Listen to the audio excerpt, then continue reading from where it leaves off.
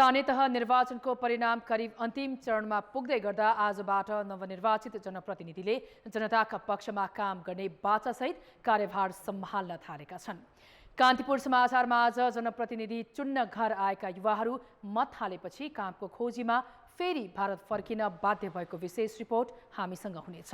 सारै सुस्त महानगरको मतगणना, दलहरूका उम्मेद्वारमाथि स्वतन्त्रहरूको दबदबा अनि कर्मकाण्डी बन्दै सरकारको नीति तथा कार्यक्रम अनि अन्तर्राष्ट्रियमा अफ्रिकी मुलुकमा बढ्दो भोकमरी र खेलकुद समाचारमा एसियन कप छनौट खेल्ने टोलीमा अधिकांश खेलाडी युवा लगायतका सामग्री। नमस्कार, अब मुख्य समाचार। नवनिर्वाचित जनप्रतिनिधिले सम्हाल्न थाले कार्यभार।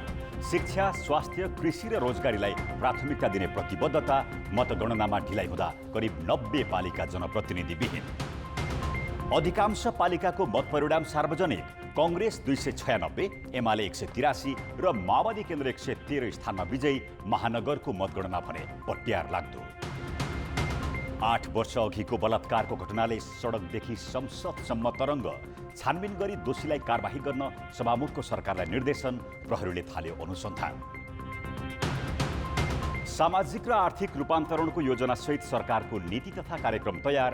31 लाख रोजगारी सृजनाको लक्ष्य। आयात प्रतिस्थापन प्राथमिकता। र एसियन कप छनौटका लागि राष्ट्रिय फुटबल टिम घोषणा। कप्तान किरण स्यामजोङ र क्याम्प छोडेका 10 खेलाडी भने हटाएनन्।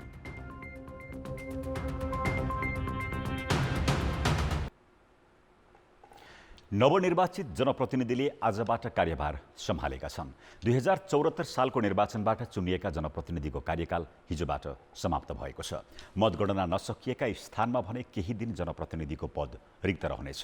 निर्वाचन आयोगका प्रवक्ता शालिग्राम शर्मा पौडेलका अनुसार कुल 35,221 मध्ये हालसम्म 30,000 भन्दा बढी पदाधिकारी चयन भइसकेका छन्।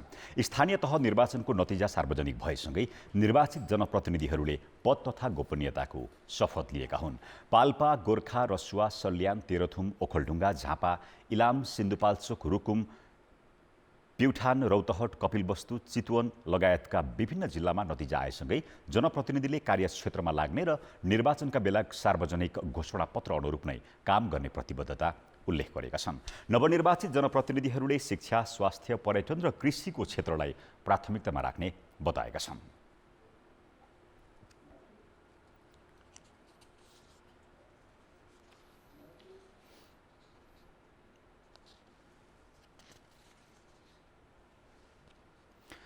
पाँच वर्षपछि भएको स्थानीय तहको निर्वाचनमा मतदान गर्न स्वदेश फर्किएका युवा पुनः विदेशिन थालेका छन्। स्थानीय तहमा आफ्ना जनप्रतिनिधि चयन गरेपछि उनीहरू फर्किन थालेका हुन्। श्रमका लागि विदेशिन बाध्य युवाले नवनिर्वाचित जनप्रतिनिधिप्रति कस्ता अपेक्षा राखेका छन् त? रूपन्देहीको बेलैया नाकाबाट भारततर्फ जाँदै गरेका यी नेपाली नागरिक कामको खोजीमा छन्। आफ्ना जनप्रतिनिधि चयनका लागि स्वदेश फर्किएका युवाहरू अब धमाधम पुनः विदेशिन थालेका हुन्। मातृभूमिमै रोजगारीको व्यवस्था भए उनीहरू भारत जानै चाहँदैनन्।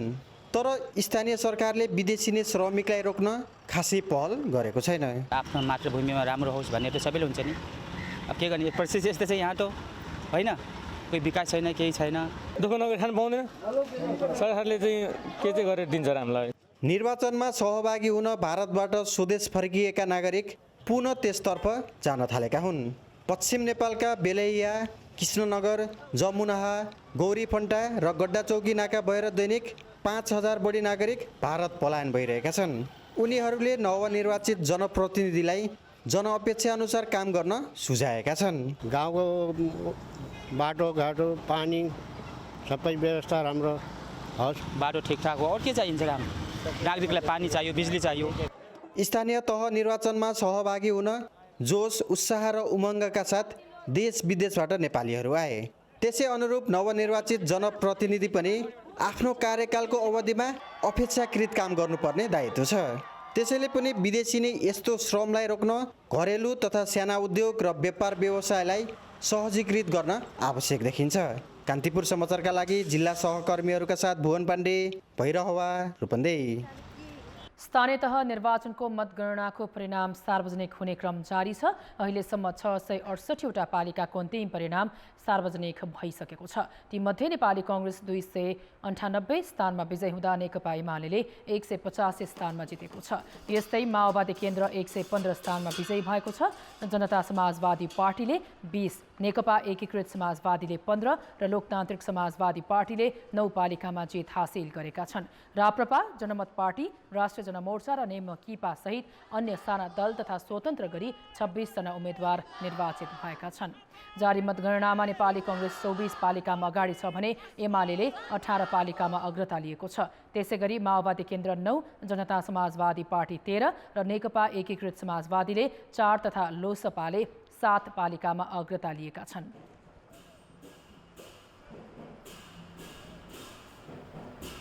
काठमाडौँ महानगरपालिकाको पछिल्लो मत परिणामबारे जानकारी दिन पर्वतराज घिमिरे अहिले सम्पर्कमा हुनुहुन्छ। पर्वतजी, काठमाडौँ महानगरपालिकाको जारी मतगणनाको बारेमा अपडेट गराउनुहोस्। अनिताजी, भर्खरै मात्रै काठमाडौँ महानगरपालिकाको 78,360 मतगणना चाहिँ सम्पन्न भएको छ, जसमा स्वतन्त्र उम्मेदवार बालेन शाहले 29,582 मत प्राप्त गरेका छन्।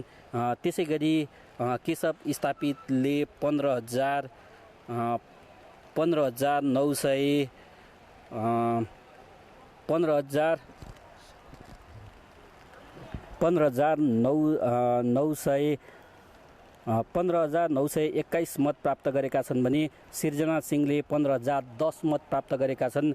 अहिले केही बेर मात्रै अघि काठमाडौँ महानगरपालिका अन्तर्गत 29 नम्बर वडाको अन्तिम मत परिणाम सार्वजनिक भइसकेको छ। अहिलेसम्म 1 नम्बर, 2, 3, 4, 5, 28, 29 र 29, 30 र 32 नम्बर वडाको चाहिँ अन्तिम मत परिणाम सार्वजनिक भइसकेको छ भने अहिले 6, 7, 8, 9, 10, 25, 26, 27 र 31 नम्बर वडाको चाहिँ मतगणना जारी छ। अनिताजी, हस्, धन्यवाद पर्वतजी। हुनुहुन्थ्यो काठमाडौँ महानगरपालिकाको पछिल्लो मत परिणामबारे हामीलाई जानकारी गराउनुहुँदै संवाददाता पर्वतराज घिमिरे। मुलुकका 6वटा महानगरमा निकै सुस्त गतिमा मतगणना भइरहेको छ। महानगरको मत परिणामप्रति धेरैको चासो रहे पनि पट्यार लाग्दो गणनाले अन्तिम परिणाम प्राप्त गर्न अझै निकै दिन लाग्ने देखिएको छ। महानगरहरूमा उम्मेद्वारहरू बीचको टक्कर भने रोमाञ्चक छ।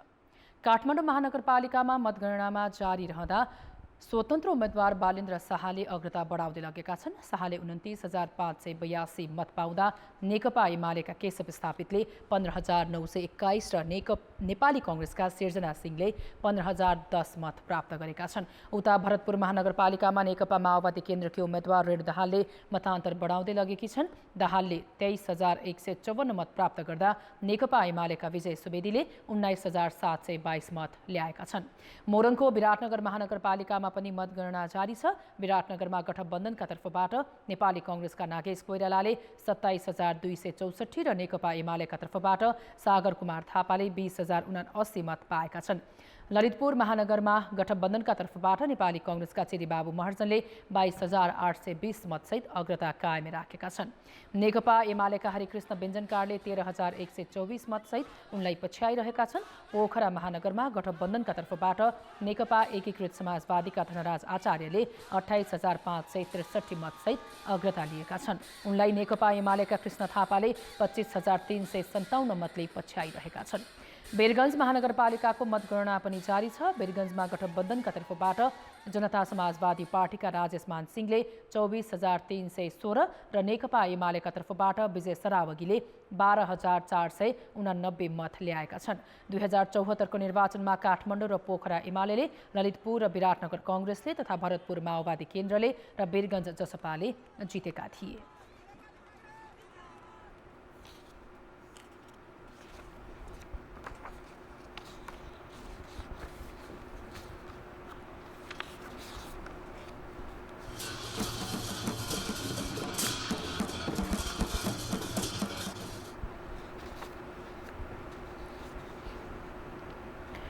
विराटनगर महानगरपालिकाको पछिल्लो अपडेट दिनका लागि हाम्रा संवाददाता सुशीला पाठक अहिले सम्पर्कमा हुनुहुन्छ। सुशीलाजी, अपडेट दिनुहोस् न। धन्यवाद अनिताजी। विराटनगर महानगरपालिकाको मतगणना कार्य भइरहेको छ। विराटनगर महानगरपालिकामा 43,234 मतको मत परिणाम सार्वजनिक भएको छ। 43,234 मतभन्दा नेपाली कांग्रेसका नागेश कोइरालाले जो गठबन्धनका उम्मेद्वार हुनुहुन्छ उहाँले 27,466 मत प्राप्त गर्नुभएको छ भने नेकपा एमालेका सागर थापाले 20,219 मत प्राप्त गर्नुभएको छ अनिताजी।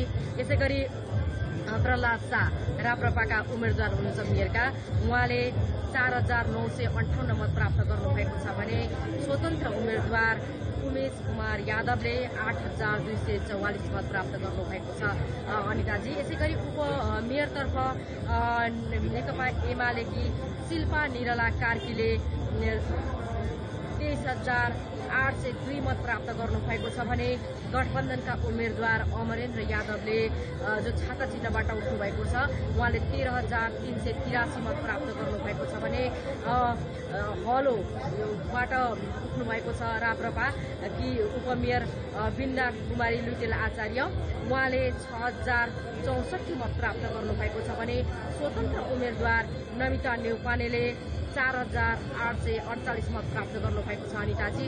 यसै गरी विराटनगर महानगरपालिकामा मतगणना भइरहँदा बदर मतको संख्या पनि उल्लेख्य रूपमा भएको पाइन्छ। अहिलेसम्म उपप्रमुखमा 31,000 सुशीलाजी, अन्तिम मत परिणाम आउन कति समय लाग्ला? अन्तिम मत परिणाम आउन अहिले भर्खरै मैले प्रमुख निर्वाचन अधिकृत विराटनगर महानगरपालिकाका भरत लम्सालसँग कुराकानी गरेको थिएँ। उहाँले जानकारी दिए अनुसार आज मध्यराति 2 देखि 3 अथवा 4 बजेसम्म हामी मत परिणाम सार्वजनिक गर्छौँ भन्नुभएको छ उहाँले अनिताजी। हस्, धन्यवाद सुशीलाजी। विराटनगर महानगरपालिकाको पछिल्लो अपडेट दिँदै हाम्रा संवाददाता सुशीला पाठक। 11वटा उपमहानगरपालिका मध्ये 3वटाको मात्र अन्तिम मत परिणाम प्राप्त भएको छ। बाराको जेतपुर सिमरा उपमहानगरपालिकामा प्रमुखमा नेकपा माओवादीले विजय हासिल गरेको छ भने दाङको घोराहीमा नेकपा एमाले जित हात पारेको छ। यस्तै बाँकेको नेपालगञ्ज उपमहानगरपालिकामा नेपाली कांग्रेसले जितेको छ। बाँकी 8 उपमहानगरको मतगणना जारी छ। बाँकेको नेपालगञ्ज उपमहानगरमा नेपाली कांग्रेसका प्रशान्त विष्टले 23,460 मत पाएर निर्वाचित भए। उनका निकटतम प्रतिद्वन्दी एमालेका पशुपति दयाल मिश्राले 11,675 मत प्राप्त गरे। दाङको घोराई उपमहानगरपालिकामा नेकपा एमालेका नरुलाल चौधरीले 31,728 मतका साथ विजयी भए। उनका निकटतम प्रतिस्पर्धी नेकपा माओवादी केन्द्रका हेमराज शर्मा पोखरेलले 26,368 मत पाए। सुनसरीको धरान उपमहानगरपालिकामा स्वतन्त्र उम्मेद्वार हर्कराज राईले 12,534 मतसहित अग्रता लिएका छन्। उनलाई नेपाली कांग्रेसका किशोर राईले 11,081 मतका साथ पछ्याइरहेका छन्। सुनसरीकै इटहरी उपमहानगरपालिकामा कांग्रेसका हेमकर्ण पौडेलले 25,816 मत ल्याएका छन् भने एमालेका यामकुमार चुङवाङ 21,819 मतसहित दोस्रो स्थानमा छन्। धनुषाको जनकपुर उपमहानगरमा स्वतन्त्र उम्मेद्वार मनोज कुमार शाहले 7,269 मतसहित अग्रता लिएका छन्। उनलाई एमालेका शिवशंकर शाहले 5,031 मतसहित पछ्याइरहेका छन्। मकवानपुरको हेटौडा उपमहानगरपालिकामा एकीकृत समाजवादीका मीना कुमारी लामा 21,802 मतका साथ अग्रस्थानमा छन्। उनलाई नेकपा एमालेका अनन्त पौडेलको 19,701 मतसहित पछ्याइरहेका छन्। राष्ट्रिय प्रजातन्त्र पार्टीका दीपक बहादुर सिंहले 19,137 मत पाएका छन्। यसै गरी बाराको कलैया उपमहानगरपालिकामा एमालेका विनोद प्रसाद शाहले 22,096 र कांग्रेसका राजेश राय यादवले 16,876 मत पाएका छन्। रूपन्देहीको बुटवल उपमहानगरपालिकामा कांग्रेसका खेलराज पाण्डेले 23,433 मत ल्याउँदा एमालेका बाबुराम भट्टराईले 17,031 मत पाए। कैलालीको धनगढी उपमहानगरपालिकामा स्वतन्त्र उम्मेद्वार गोपाल हमाल अघि छन्। उनले 20,006 मत ल्याउँदा कांग्रेसका नृपबहादुर वडले 9,921 मतसहित पछ्याएका छन्। उता दाङको तुलसीपुर उपमहानगरपालिकामा नेकपा एमालेका टीकाराम खड्काले 8,772 मत ल्याउँदा नेपाली कांग्रेसका गेहेन्द्र गिरीले 8,715 मत प्राप्त गरेका छन्। हरेक वर्ष देशैभर 2000 भन्दा बढी बलात्कारका उजुरी प्रहरीसम्म पुग्छन्।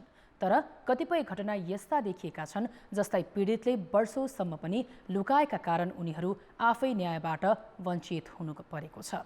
त्यसमाथि बलात्कारको मुद्दा दर्तामा 1 वर्ष हदम्याद कायम हुँदा कतिपय चाहेर पनि न्यायको ढोकासम्म पुग्न सकेका छैनन्।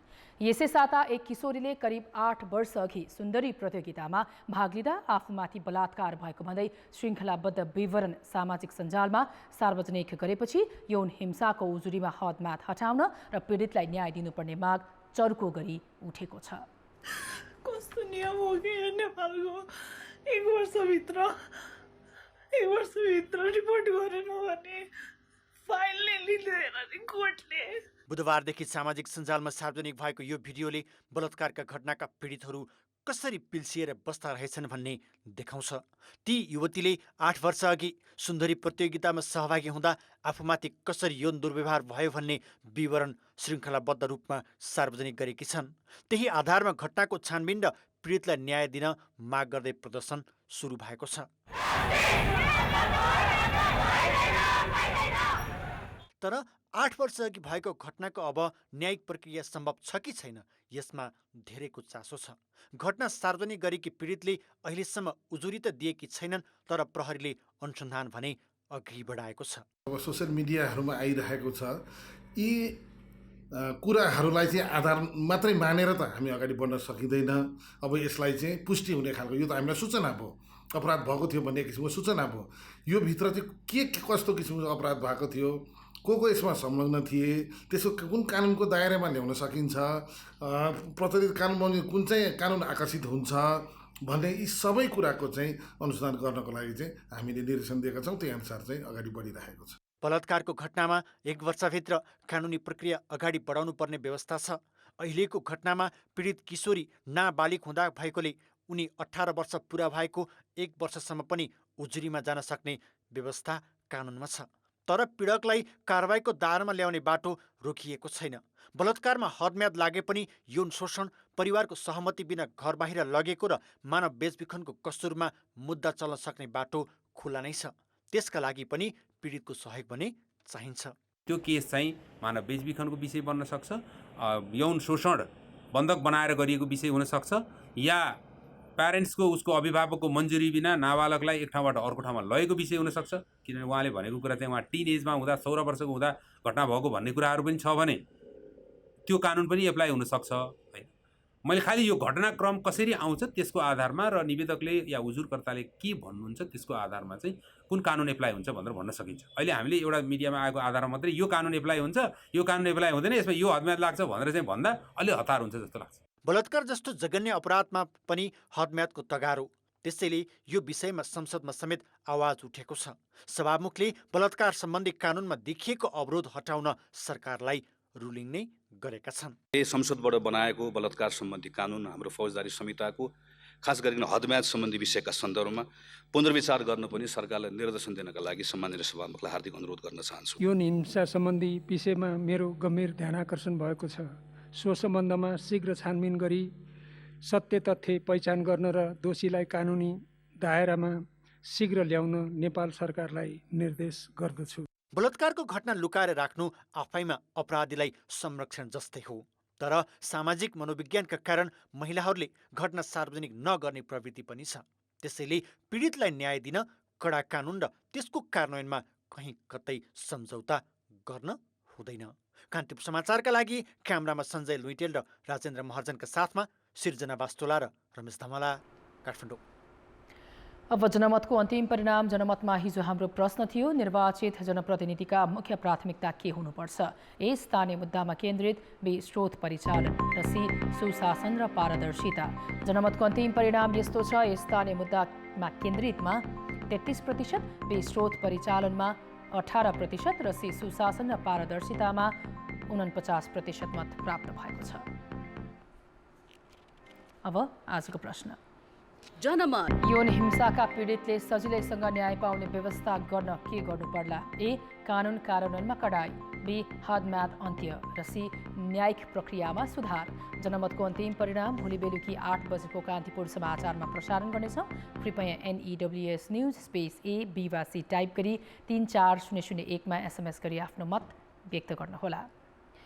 अर्थतन्त्र सङ्कटमा पर्ने जोखिम बढ्न थालेको भन्दै सर्वत्र चिन्ता भइरहँदा सरकारले सामाजिक र आर्थिक रूपान्तरणका योजनासहित आगामी आर्थिक वर्षको नीति तथा कार्यक्रम तयार पारेको छ।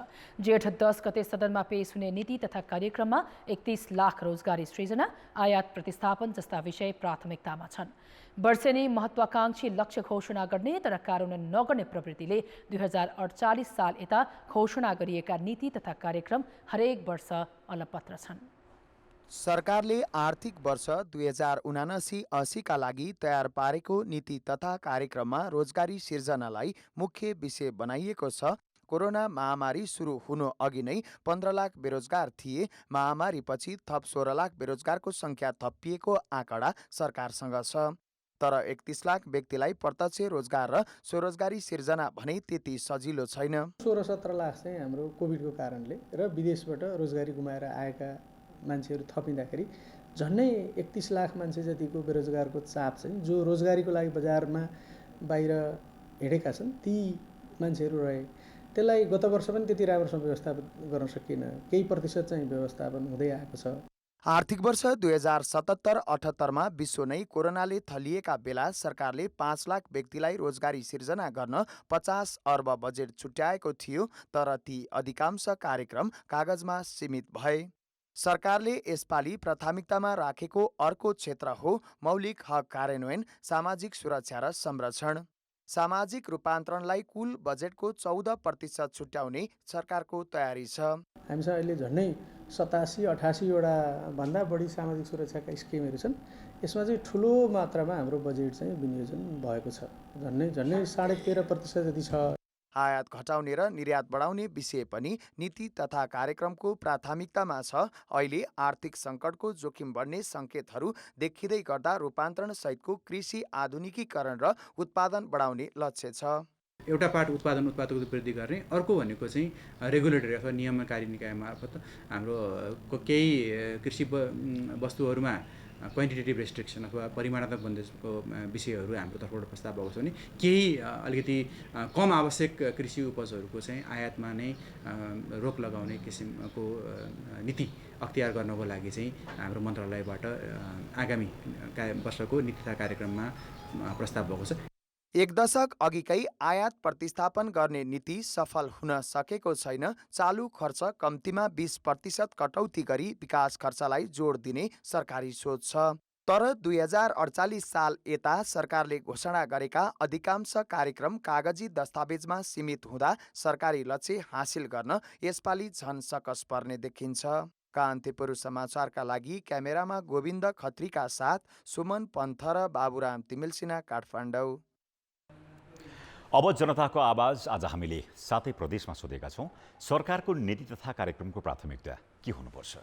जनताको आवाज। करोडौँ पैसाले चाहिँ त जो खाद्य पदार्थहरू भित्रिराखेको छ त्यसलाई चाहिँ त हामीले यहीँ उत्पादन गरेर त्यो पैसालाई यहीँ रोक्नतिर सरकारले ध्यान दिनुपर्छ। जनतासँग प्रत्यक्ष लाभ हुने खालका चाहिँ कार्यक्रमहरू ल्याउन पर्यो। देश कसरी समृद्धि र शुद्धिकरण हुन्छ र कतातिर के जान्छ भन्ने त्यसमा ध्यान दिनुपर्छ। देशमा भएका आवश्यकता अनुसारका विकासको परिपूर्तिको लागि शिक्षा स्वास्थ्यलाई पनि प्राथमिकता राख्दै बजेट ल्याउँदा राम्रो हुन्छ। विभिन्न जातीयहरूको पनि अगाडि बढाउनको लागि, उत्थान गर्नको लागि पनि नीति कार्यक्रम तयार गर्नुपर्छ। युवालाई चाहिँ आफ्नै ठाउँमा आफ्नै नगरमा काम गर्ने गरेर के व्यवस्था गर्दै हुन्थ्यो। शिक्षा सर्वसुलभ र गुणस्तरीय रूपमा अगाडि बनाउन नीति तथा कार्यक्रम ल्याउनु पर्ने। स्वास्थ्य क्षेत्रमा सबभन्दा बढी बजेटको योजना गरिदिँदा एकदमै राम्रो हुन्थ्यो। दीर्घकालीन विकासहरू गर्नु पर्यो। नेपालमा रोजगारी पाउनु पर्यो। युवामा भएको शक्ति जोस जागरलाई चाहिँ नेपालमै प्रयोग गर्न सकियो भने चाहिँ सजिलो हुन्छ। यहाँको चाहिँ परिवर्तन चाँडो हुन्छ, विकास चाँडो हुन्छ। हस्पिटलहरूमा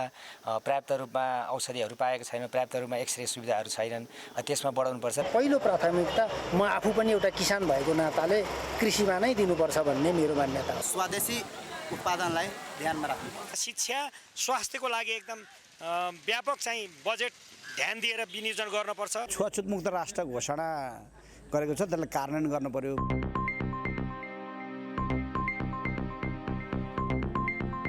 अर्थ र विकास। नेपालमा पहिलोपटक घरपालुवा सुँगुर बङ्गुरमा अफ्रिकन स्वाइन फिभर रोग देखा परेको छ। यो रोगले अहिलेसम्म 1000 भन्दा बढी सुँगुर र बङ्गुर मरेको पशु सेवा विभागले जनाएको छ। काठमाडौँ कागेश्वरी मनोहरा क्षेत्रमा पालिएका बङ्गुरमा उच्च मृत्युदर देखा परेपछि नमुना सङ्कलन गरी परीक्षण गर्दा अफ्रिकन स्वाइन फिभर रोग पुष्टि भएको हो। यो रोग अहिले काठमाडौँ उपत्यकाका कीर्तिपुर, चन्द्रागिरी, टोखा, दक्षिणकाली, ललितपुरको गोदावरी र भक्तपुरको चाँगु नारायण क्षेत्रमा फेला परेको छ। सरकारले संक्रमित पशुको मासु बजारमा नलैजान आग्रह गरिरहेको छ। डाक्टर रामनन्दन तिवारी महानिर्देशक जिल्लाका केही पालिकामा पाएका बङ्गुरहरूमा यो रोग देखिएको छ र त्यो रोगबाट निकै ठुलो सङ्ख्यामा चाहिँ बङ्गुरहरूको मृत्यु भएको छ। हामीलाई प्राप्त भएको प्रारम्भिक प्रतिवेदनको आधारमा 1019 जति सुँगुर मरेका छन् भने अपुष्ट जानकारीले सोभन्दा बढी सङ्ख्यामा बङ्गुर मरेको देखिन्छ। यो रोगबाट चाहिँ बङ्गुरहरूमा 81 रोग लाग्ने, लक्षणबिनै पनि मर्ने अथवा स्थानीय तहको निर्वाचनसँगै बैंकिङ क्षेत्रमा तरलता सहज हुने अपेक्षा गरिए पनि सुधार आउन सकेको छैन। नेपाल राष्ट्र बैंकले निर्वाचन अघि र अहिलेको समयमा तरलतामा कुनै सुधार नआएको जनाएको छ। निर्वाचनका बेला घर घरमा राखिएको पैसा खर्च हुने र कालो धन सेतो बनेर बजारमा आउने भएकाले बैंकिङ क्षेत्रमा तरलता सहज हुने अपेक्षा सरकारले गरेको थियो। तर तरलतामा निर्वाचन अघि र अहिले कुनै फरक देखिएको छैन।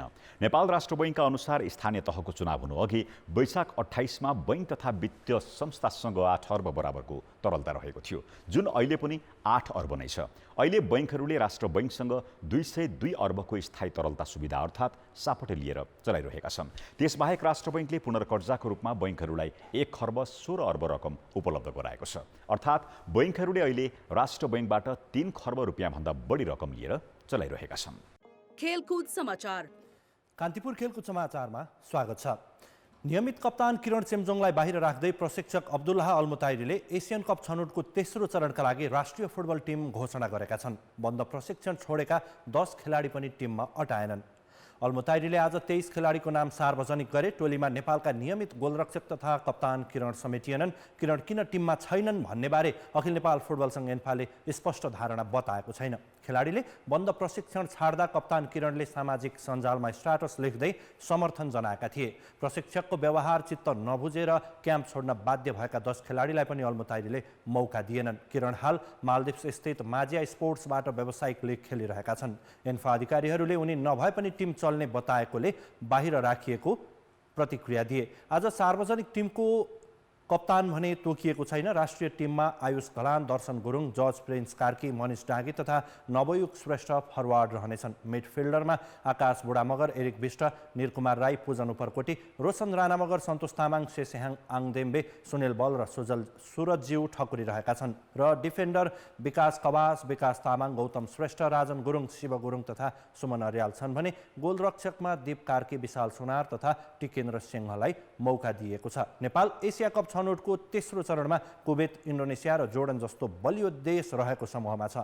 प्रशिक्षक अल्मुताइरीले यसअघि नै नेपाल एसिया कप छनौट नहुने बताइसकेका छन्। एसिया कप जुन 8 देखि हुँदैछ।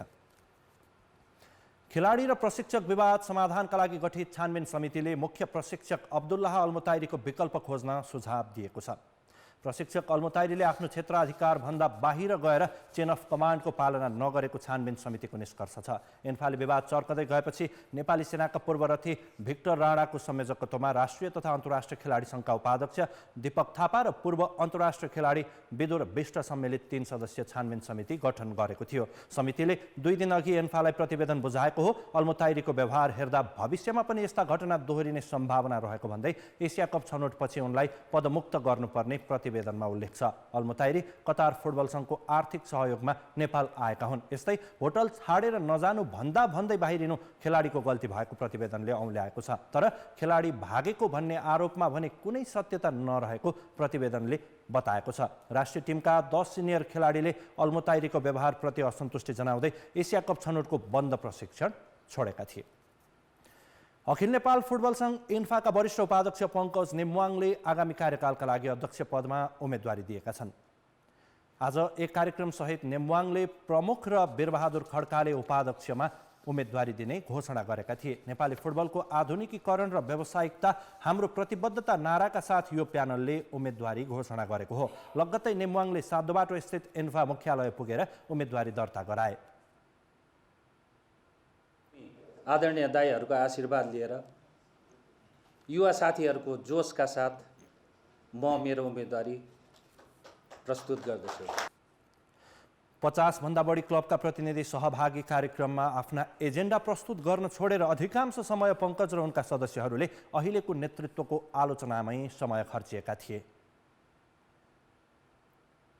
नीतिगत भ्रष्टाचार पनि भयो, आर्थिक भ्रष्टाचार पनि भयो, प्रशासनिक भ्रष्टाचारहरू भइरहेछ। आर्थिक अनियमितता यति चरममा पुग्यो फिफाले अडिट गर्ने कम्पनी पठाएर अडिट गरिरहेको छ। आर्थिक नाकाबन्दी लगाइएको छ। कर्मा छिरिङ शेर्पाले नेपाली फुटबलको नेतृत्व सम्हाल्न सक्दैन भन्ने जोस देखिदिन मैले। त्यति बेला ती खेलाडीले सर अबको फुटबल भनेको तपाईँहरूले लिनुपर्छ, कर्मा छिरिङ शेर्पालाई यो फुटबलबाट बाहिर निकाल्नुपर्छ। जबसम्म यो एन्फाम हुन्छ यो फुटबल अगाडि बढ्दैन भन्नुभयो।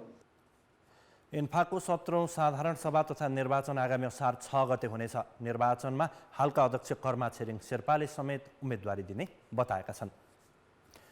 नेपालले युगान्डा विरुद्धको चौथो महिला टी20 अन्तर्राष्ट्रियमा 15 रनको जित हात पारेको छ। 5 खेलको सिरिज यसअघि नै गुमाइसकेको नेपाल यो जितपछि क्लिन स्विप हुनबाट जोगियो।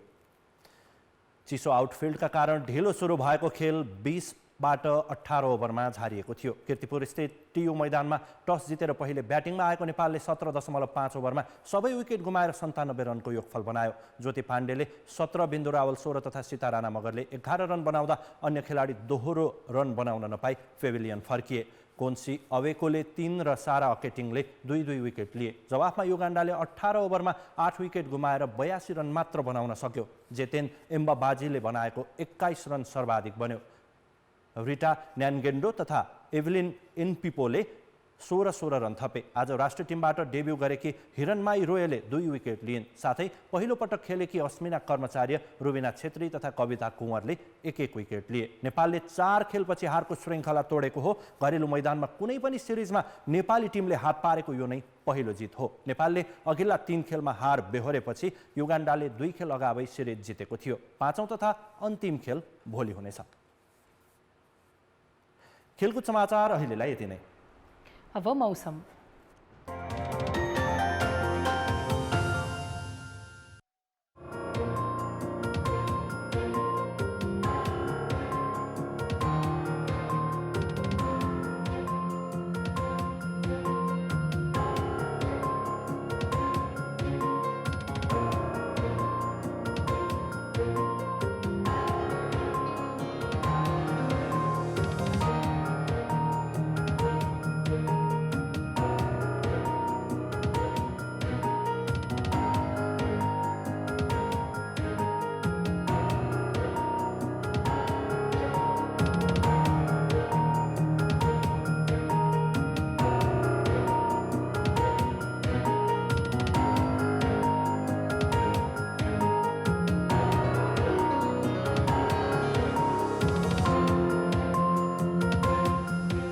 कान्तिपुर समाचार अहिलेलाई सकियो। कान्तिपुर टेलिभिजन हेर्दै गर्नुहोला। नमस्कार।